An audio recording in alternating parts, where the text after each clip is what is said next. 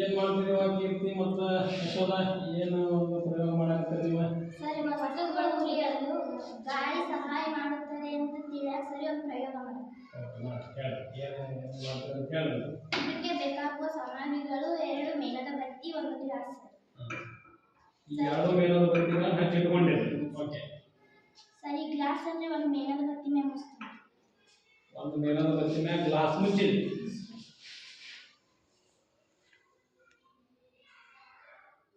ಮೇಣದ ಬತ್ತಿ ಆತಲ್ಲ, ಗ್ಲಾಸ್ ಮುಚ್ಚಿದ್ದ ಅದು ಇನ್ನೂ ಉರಿಯಾಕತ್ತೈತಿ. ಸರಿ, ಇದಕ್ಕೆ ಗಾಳಿ ಐತೆ ಸರಿ, ಹೊರಗೆ ಇದಕ್ಕೆ ಗಾಳಿ ಇಲ್ಲ ಸರಿ, ಅದಕ್ಕೆ ಆರೈತ್ರಿ. ಇದು ಗಾಳಿ ಅವಶ್ಯಕತೆ ಐತೆ ಸರಿ, ಗಾಳಿ ಇರುವುದರಿಂದ ಅದು ಉರಿಯಾಕತ್ತೈತಿ. ಇದಕ್ಕೆ ಗಾಳಿ ಇಲ್ಲ, ಲಭ್ಯ ಇಲ್ಲದಾಗಿ ಅದು ಆರಿಬಿಡ್ತೈತಿ.